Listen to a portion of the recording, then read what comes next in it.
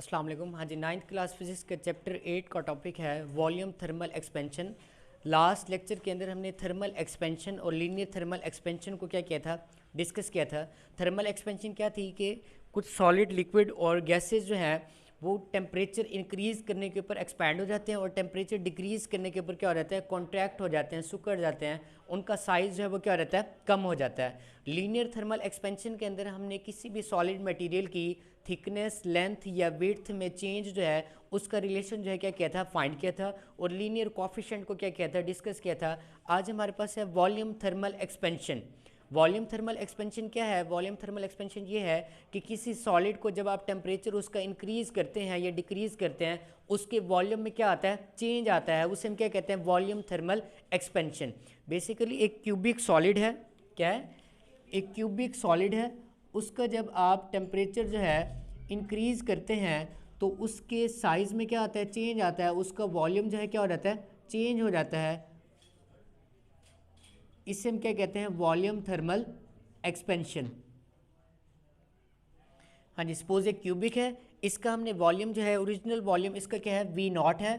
इसका जब आप टेम्परेचर जो है वो कितना आपके पास टी नॉट है, टी नॉट समझ लें कितना है, 0 डिग्री सेंटीग्रेड। कितना है, 0 डिग्री सेंटीग्रेड। जैसे ही आप इसका टेम्परेचर इंक्रीज करेंगे तो इसके वॉल्यूम के अंदर क्या आएगा, चेंज प्रोड्यूस होगा। क्या होगा, चेंज प्रोड्यूस होगा। और टेम्परेचर सपोज चेंज जो है वो आपके पास क्या है जी, डेल चेंज, वॉल्यूम जो है टेम्परेचर इंक्रीज़ करने के बाद इसका वॉल्यूम वी हो जाता है और टेम्परेचर कितना है उसके ऊपर टी है। अब सपोज देखें टेम्परेचर के अंदर क्या आएगा, चेंज आएगा। टेम्परेचर में क्या किया, चेंज किया आपने, डेल टी जो है टी माइनस क्या होगा आपके पास, टी नॉट, और वॉल्यूम में जो चेंज होगा डेल वी, वो किसके इक्वल होगा आपके पास, V minus V not. V naught क्या है आपके पास, ओरिजिनल वॉल्यूम जिसके ऊपर टेम्परेचर क्या था, 0 डिग्री सेंटीग्रेड। क्या था, टेम्परेचर 0 डिग्री सेंटीग्रेड। फिर उसके वॉल्यूम में चेंज, जो वॉल्यूम चेंज होने के बाद जो वॉल्यूम आया है टेम्परेचर इंक्रीज करने से, उसे हमने नोट किया वी से। फिर हमने डेल वी फाइंड किया है, ज़्यादा में से कम को क्या किया है, माइनस किया है, वी माइनस वी नॉट। अब जो आपके पास चेंज इन वॉल्यूम आ रहा है, ये चेंज इन वॉल्यूम जो है वो बेसिकली डिपेंड करता है कि उस क्यूबिक का, उस सॉलिड का ओरिजिनल वॉल्यूम क्या था, कितना था। उसके बाद वो चेंज इन वॉल्यूम जो है वो डिपेंड करता है कि आपने टेम्परेचर कितना चेंज किया है। टेम्परेचर कितना चेंज किया है, जितना ज़्यादा आप टेम्परेचर में चेंज लाएंगे उतना ही ज़्यादा क्या होगा, उसका वॉल्यूम चेंज होगा। अब देखिए सपोज इक्वेशन नंबर 1 है, ये क्या जी, इक्वेशन नंबर 2 है। By combining equation 1 and 2,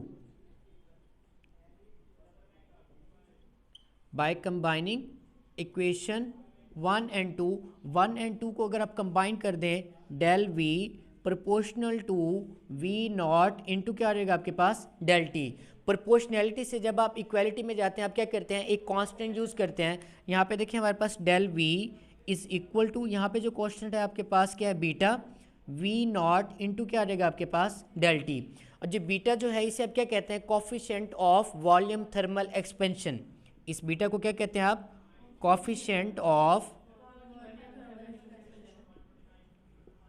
volume thermal expansion. और coefficient of volume thermal expansion जो है ये मटेरियल वाइज चेंज होता है। जैसे ही आप कोई सॉलिड मटेरियल चेंज करेंगे, इसकी जो वैल्यू है वो क्या हो जाएगी, चेंज हो जाएगी।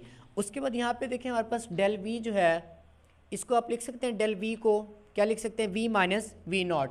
वी माइनस क्या आ जाएगा, V naught is equal to beta V not into क्या आपके पास, del T. V naught minus हो रहा है, उधर जाके क्या हो जाएगा, प्लस। तो आपके पास वी वॉल्यूम जितना चेंज आएगा वॉल्यूम के अंदर, वो आप इसका इजीली फाइंड कर सकते हैं, beta V not del T plus क्या आ जाएगा, वी नॉट।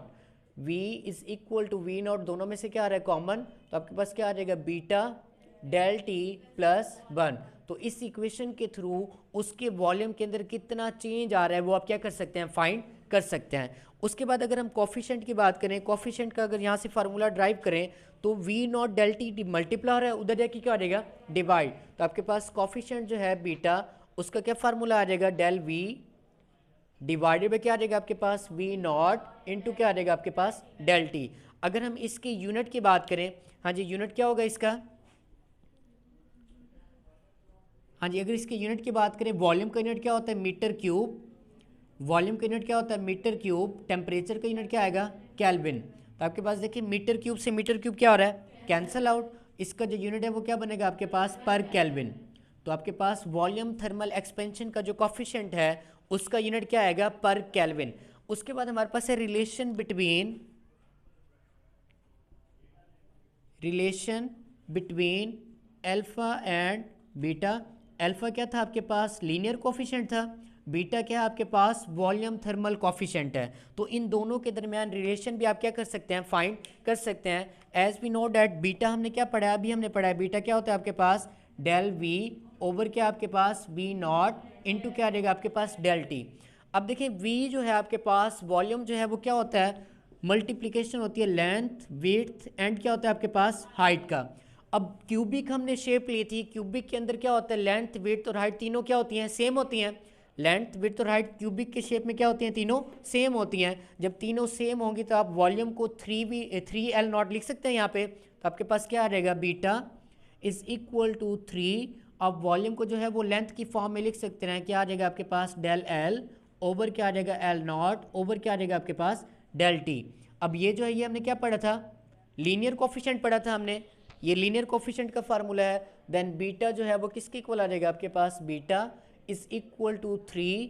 और ये आपके पास लीनियर कोफिशिएंट किसके इक्वल होता है, अल्फा के। तो beta is equal to 3 alpha. तो आप इससे भी आप वॉल्यूम थर्मल कोफिशिएंट और लीनियर कोफिशिएंट के दरमियान क्या कर सकते हैं, रिलेशन जो है वो क्या कर सकते हैं, फाइंड कर सकते हैं। इसके अलावा कोई क्वेश्चन हो तो आप कमेंट सेक्शन में पूछ सकते हैं।